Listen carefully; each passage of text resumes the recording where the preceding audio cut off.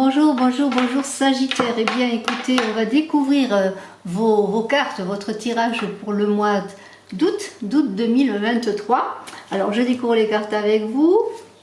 Je suis heureuse de vous retrouver après bien oui, 1 an et demi d'absence.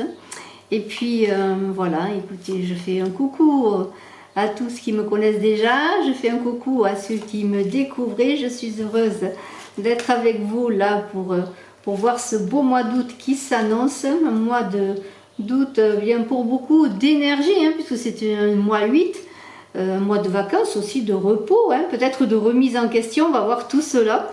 Je suis Brigitte Crespo, je vous invite, si ce n'est fait, eh bien, à vous abonner, appuyer sur la cloche de notification pour recevoir les vidéos que je mets en ligne.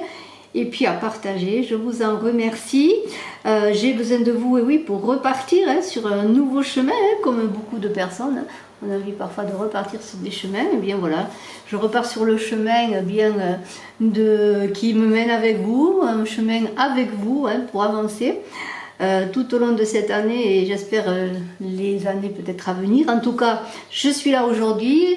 Pour ceux qui seraient interrogés et qui seraient appelés par ce tirage, et puisque ceci est une guidance générale et qui voudraient avoir plus de mots, de paroles et de conseils peut-être aussi, eh bien, je vous invite à me téléphoner. Je fais des consultations en privé, vous avez mes coordonnées téléphoniques dans la vidéo et sous la vidéo.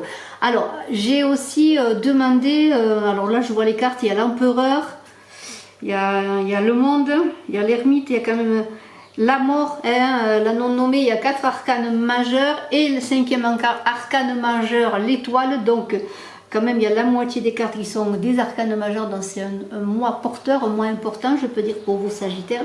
Et puis j'ai demandé un message que je vous lirai à la fin de la guidance. Alors on commence tout de suite par l'univers. Qu'est-ce que vous dit l'univers? Eh bien l'univers, je vois qu'il vous dit: je suis un empereur, tu dois être un empereur. Vous êtes un empereur parce que vous allez avoir dans ce mois d'août la volonté de réussir dans ce que vous entreprendrez et surtout réussir d'avoir la puissance de mettre en œuvre ce que vous voulez. L'empereur, il n'a pas de territoire, ce n'est pas un roi qui hérite de ses ancêtres et de ses parents et surtout de son père du trône. Non, l'empereur, lui, il est toujours à la conquête de territoires, de choses nouvelles. Alors, on est quand même dans l'union de l'esprit et de la matière. L'empereur est bien assis sur son trône, c'est cadré, mais pour avoir cette puissance, il a besoin quand même de faire appel à son esprit, au message qu'il reçoit. Alors, lui, l'empereur, qu'est-ce qu'il est? Qu'est-ce qu'on vous invite à être? On vous invite bien à aller dans la matière, à réussir dans vos projets, dans tout ce qui touche au concret, mais en même temps d'utiliser cette matière dans le bon sens du terme, parce que il y a une idée de réussite, de succès, mais l'empereur est aussi un leader. Alors un leader, il se met en route. Et s'il veut asseoir sa puissance, il a quand même des sujets auxquels il doit rendre des comptes et dont il doit prendre soin. Donc l'empereur, oui, il est dans l'idée de matérialisation de territoire, peut-être la maison, la construction, la famille. Il y a une idée de structurer votre pensée, on vous invite à cela, mais aussi dans cet empereur, il y a une idée quand même de réussir dans tout ce qui touche au concret, notamment le professionnel, et on le verra au fil du déroulement de cette guidance. Alors, ça, ce sont les énergies qui vous sont envoyées, cette force, cette puissance qui vous sont envoyées, que vous devez mettre en œuvre, mais il y a aussi vos énergies propres, et je vois que ce 7 d'épée et l'étoile, alors c'est quand même très très beau. Le 7 d'épée et l'étoile, parce qu'il y a une idée d'être avec l'étoile dans le monde de l'abandon et avec le 7 d'épée d'être dans la méditation. Alors tout cela va bien ensemble dans l'idée qu'on vous invite à vous abandonner, à écouter, recevoir. Il y a une idée bien sûr avec le 7 d'épée d'ascension, de réfléchir. Le 7 c'est un chiffre qui s'élève, on est dans le mental. Mais aussi dans le 7 d'épée, dans cette idée de méditation, il y a une sagesse qui dit, eh bien je dois, en tout cas, mes énergies, qu'est-ce que c'est? Eh bien je dois faire attention aux conséquences de mes actes.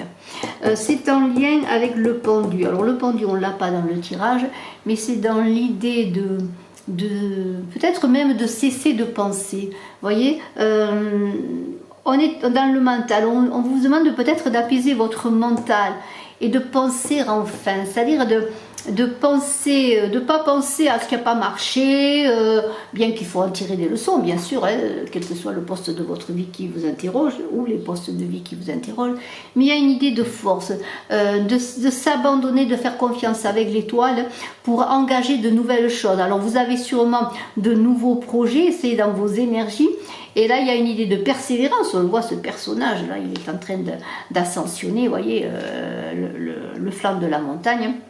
Il y a une idée beaucoup d'efforts. Alors vous avez peut-être des projets, des dessins, et là on est dans l'idée un petit peu de s'abandonner et de faire confiance, parce qu'avec l'étoile on vous propose d'abandonner, eh bien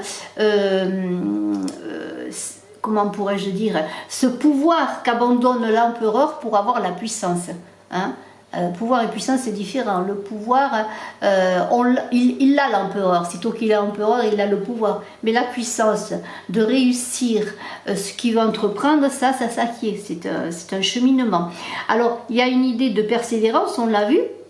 Mais aussi avec l'étoile, on est dans l'essentiel féminin, de faire appel à votre subtilité féminine, je pourrais dire, que vous soyez homme ou femme. Et il y a une idée là aussi de croissance, comme on le voit avec le 7 d'épée. Et il y a une idée aussi dans ce que vous allez entreprendre, eh bien, il y a des énergies qui vous parlent quand même de confiance, de croissance, de protection. Hein, vous êtes guidé. Hein, dans ce que vous voulez entreprendre. Ça, ce sont vos énergies, hein, c'est en tout cas ce que vous reflétez, ce que vous portez, ce que l'on voit de vous, hein, c'est ça, c'est l'idée de faire des choses, d'engager de nouvelles choses, de se fier à son étoile intérieure, pourquoi pas, hein, et faire appel non pas à son mental qui est l'ego, mais plutôt à la subtilité, eh bien, de ce qui est de l'indicible et de l'invisible. Alors, on a dans ce que vous désirez ce 8 de coupe. Alors le 8 de coupe, c'est quand même, il y a une bestiole qui vole. Le 8 de coupe, c'est quand même quelque chose qui est en train, de façon alchimique, je peux dire, de muter, de transmuter.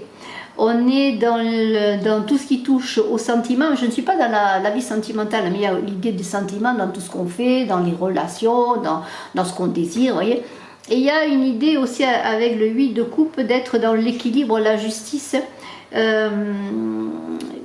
y a une idée que quand même vous avez envie de faire des choses qui vous plaisent. Alors oui, par amour, dans le milieu sentimental bien sûr, mais dans le milieu professionnel aussi, vous avez envie peut-être de laisser les choses pour aller vers quelque chose qui vous plaît davantage, que vous feriez par amour.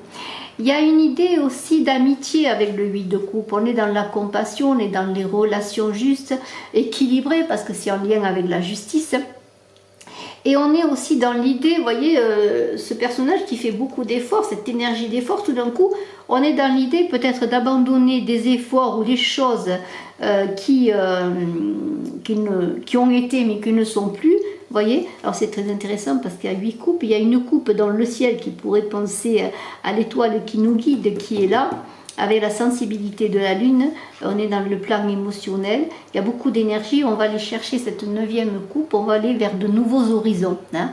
Alors on va aller vers de nouveaux horizons et on est guidé par notre voix intérieure qui nous pousse à aller vers autre chose. Et c'est ce que vous voulez, Sagittaire, en ce mois d'août, hein, aller vers quelque chose de nouveau.